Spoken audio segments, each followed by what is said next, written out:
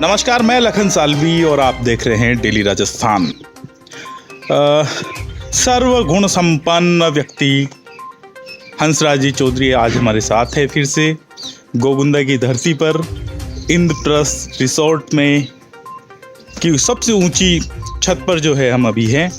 और यहाँ हम बात करेंगे, हंस जी एक अच्छे कलाकार भी है और आपकी मेमोरी इतनी बड़ी ज़बरदस्त है कि अलग अलग लोगों से जब मिलते हैं तो उन लोगों की भाषा को, उन लोगों के विचारों को ये जो है ऑब्जर्व करते हैं और संग्रहित कर लेते हैं दिमाग में। तो आज ये टेस्ट भी इनका हम करेंगे कि क्या क्या इन्हें याद है। हंस जी, आप मिले, केरल के एक साथी आपसे मिले हैं जी, ठीक है। अब उनसे कैसे मुलाकात हुई, कैसे बात हुई, बात कैसे कर पाते हैं, क्या ऑब्जर्व उनसे किया आपने? जैसे बताइए कैसे बात करते हैं केरल के लोगों से आप? केरल एक्चुअली अपने हिंदुस्तान का मलयालम भाषा का प्रांत है। केरल के जो व्यक्ति हैं तो वो बोलते हैं, मेरे को बोले हंसराज तुम किधर जाती, तुम कल किधर थी।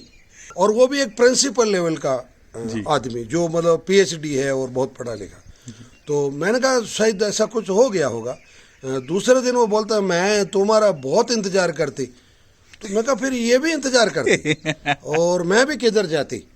तो मैंने फिर उनको मजाक में एक बहुत अच्छी बात की। मैंने कहा सर आपका जो जेंडर मिस्टेक है वो बड़ा जोरदार है। तो उनका बोले इसको हिंदी में क्या बोलेंगे। तो मैंने कहा आपका लिंग में मिस्टेक है, स्त्रीलिंग और पुल्लिंग जो होता है। ये भाषा का अपना मिठास है, मतलब कभी भी शब्द अश्लील नहीं होते हैं। मैं हमेशा लोगों को ये कहता हूँ, क्योंकि मैं एक लैंग्वेज का व्यक्ति हूँ, एक भाषा का व्यक्ति हूँ, तो कोई भी शब्द अश्लील नहीं होते। आपके जो भाव हैं उसके पीछे वो और आप उसको किस रूप में इस्तेमाल करते हैं किसी शब्द को। जैसे एक केरलियन नर्स है मान लो, अब वो एक पेशेंट को कहती है तुम बैठ के नींद को निकालता है। तो वो नींद कौन निकालता है, बोले नींद कहाँ से निकालता है, मतलब नींद निकालता है, सामान्य सी बात है। अब वो उसमें को और बोल रही नींद को निकालता है, मतलब ऐसा है जैसे कोई थैला है और उसमें से नींद निकाल रहा है बाहर को। और एक चीज़ और भी होती है, मैं खासतौर से आपके चैनल का आभारी हूँ कि आपने अभी जो नया अभियान चलाया है कि अलग अलग प्रांतों की भाषाओं के लोगों को, या राजस्थान की जितनी क्षेत्रीय भाषाएं, उन सभी भाषाओं से लोगों को उस भाषा के मिठास से परिचित करवाना एक बहुत बड़ी साधना है ये। क्योंकि मैं इसको यूँ समझता हूँ कि जैसे एक साधारण स्त्री है, उसका अगर श्रृंगार किया जाए, उसको नथ पहनाई जाए, उसको बोर लगाया जाए, उसको रखड़ी दी जाए, उसको बाजूबंद बांधा जाए, उसको कनंगती बांधी जाए, तो वो बहुत ज़्यादा सुंदर। ऐसे ही भारत में इतने भाषा संबंधी इतने आभूषण हैं कि उन आभूषणों को अगर, जैसे मैं आपको इसका बहुत एक अच्छा उदाहरण देना चाहता हूँ, राजस्थान का उदाहरण दूंगा आपको। राजस्थान का व्यक्ति, जोधपुर का व्यक्ति बस में बैठता है और वो कंडक्टर को, मतलब बस में बिठाना कंडक्टर की ड्यूटी है कि नहीं है, उसका फर्ज है। भीड़ है तो भी बिठाना है उसको, क्योंकि गर्मी है, अकेला बंदा खड़ा है। अब वो बस में बैठ गया और उसका जो सहयात्री है, वो सहयात्री उसको कहता है कि बॉस राम राम, कौन हाल चाल है। बोले ठीक है सर। हाँ, बोले सिद्ध आलो, बोले जोधारी ढाणी आलो सा। आज भी वो जोधपुर जैसे महानगर को ढाणी बोल रहा है, उसका मिठास देखिए। तो बातचीत चलती है, कंडक्टर आता है, उससे अपना किराया मांगता है, देता है, तो वो किराया लेते ही और कंडक्टर से मुखातिब होते ही वो कहता है टीटी सा घना ही भला ऐसा जो है भीड़ा माते बिठा लिया, बाकी कौन बिठा वो बाबू जी, मतलब टीटी सा और घना ही भला है। मतलब हर भाषा में, हर क्षेत्र में एक बहुत एक कृतज्ञता होती है, एक मिठास होता है, बस उसको समझने वाला चाहिए। और आज जो अंग्रेजी बोलने वाला आदमी है या जो शहर का, महानगर का आदमी है, तो वो कहेगा कि ये तो इसकी चापलूसी कर रहा है। चापलूसी नहीं है, वो उस भाषा का मिठास है। आप कैसे पकड़ लेते हैं इस भाषा को, बोलना वापस उसी लहजे में, उसी तरीके से? जैसे जोधपुर की अभी बोली आपने, केरल का बोला, हम अगर अलवर मेवात की उधर की भाषा की बात करेंगे, उधर से वास्ता पड़ा आपका उधर? हाँ बिल्कुल। देखो ऐसा है कि किसी भी क्षेत्र की जो भाषा है उस भाषा के कंगूरे होते हैं। जैसे अपन इस रिसोर्ट में है तो आप देख रहे हैं ये जो छतरियाँ बनी हुई, इसमें अलग अलग कंगूरे हैं, जिसको जो शब्द सौष्ठव के हिसाब से शब्दों का जो प्रोनाउंसिएशन है, शब्द लचीले होते हैं, शब्द तीखे होते हैं, शब्द सूखे होते हैं और शब्द गीले होते हैं। मतलब जो आप ये चराचर में देख रहे हैं, आपको जैसे ये पेड़ है तो इस पेड़ के बहुत सघन पत्ते हैं।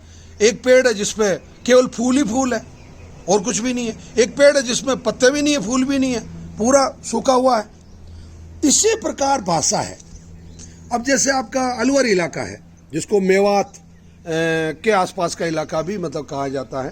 अब वहाँ जो अब उस भाषा का क्या होता है, उस क्षेत्र के जो लोक देवता हैं उनका भी वहाँ असर आता है। अब जैसे वो केला देवी को ज़्यादा मानते हैं उस इलाके के लोग।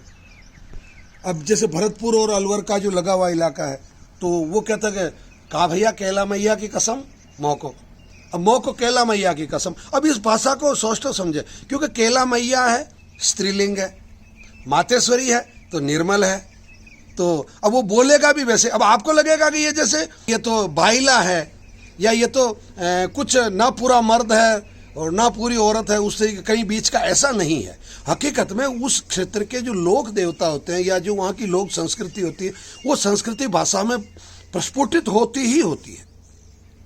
जैसे हरियाणा है, अब हरियाणा दिल्ली से लगा हुआ है, हरियाणा पंजाब से लगा हुआ है, परंतु वहाँ की जो भाषा है वो चूंकि उन लोगों के जीवन में सांस्कृतिक रंग नाम की कोई चीज़ नहीं है। वो बहुत पुराने ज़माने में रागनी चलती थी, वो रागनी भी बंद हो गई, और वो खेल चलते थे, वो खेल भी बंद हो गए। अब संस्कृति के नाम पे उन लोगों के पास कुछ भी नहीं बचा।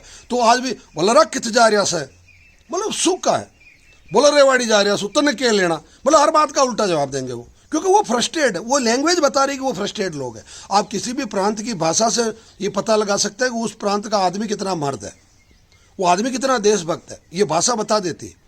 जैसे आप पंजाब में जाइए, आप किसी व्यक्ति से प्रणाम करेंगे जाते, बोले सत श्री अकाल जी भरा जी, और केड़े हाल हैं तुहाडे, और बस ही वाहगुरु की मेहरबानी है जी, बड़ा चंगा है। तो मतलब वो वाहेगुरु को, उसका जो इष्ट है उसको धन्यवाद दे रहा है और वो कृतज्ञता के साथ बात कर रहा है। अब चूंकि उनके लोक देवता है या उनका जो धर्म है, सिख धर्म है, वो वाहेगुरु है, वो गुरु नानक देव जी हैं। अब हरियाणा का कोई लोक देवता नहीं, उनका कोई धनी है ना कोई धोरी है। तो धनी धोरी नहीं है तो फिर भाषा भी नहीं है, और फिर भाषा नहीं तो फिर संस्कृति नहीं है। ये एक बहुत बारीक जो बुनावट होती है, जैसे रेजा होता है, कोई कपड़ा होता है, उसमें आप डिजाइन डालते हैं ना, भाषा में डिजाइन होती है।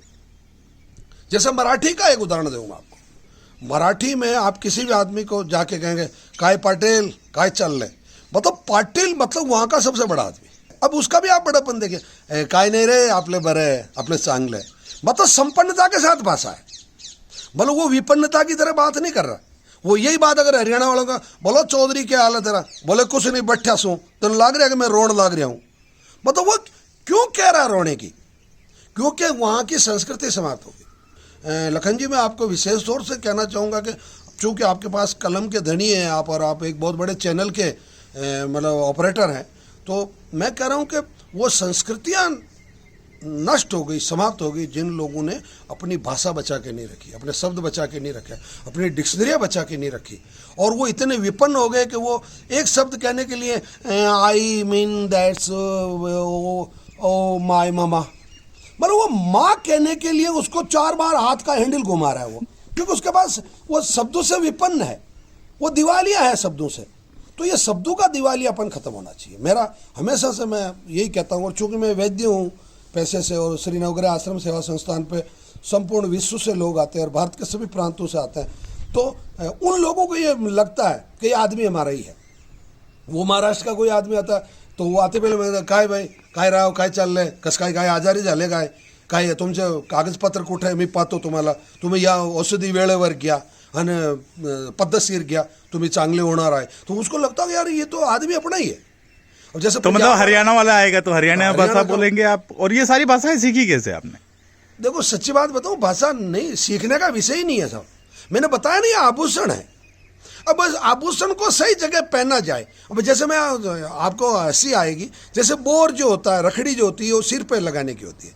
अब उस रखड़ी को अगर कोई पैर में बांधेगा तो नहीं बंधेगी वो। तो भाषा को सीखने के लिए मैं आपको एक सूत्र दे रहा हूँ आज इस पहले वीडियो में। आप एक सूत्र लें कि good listener is the good speaker. एक अच्छा श्रोता एक बहुत अच्छा वक्ता होता है।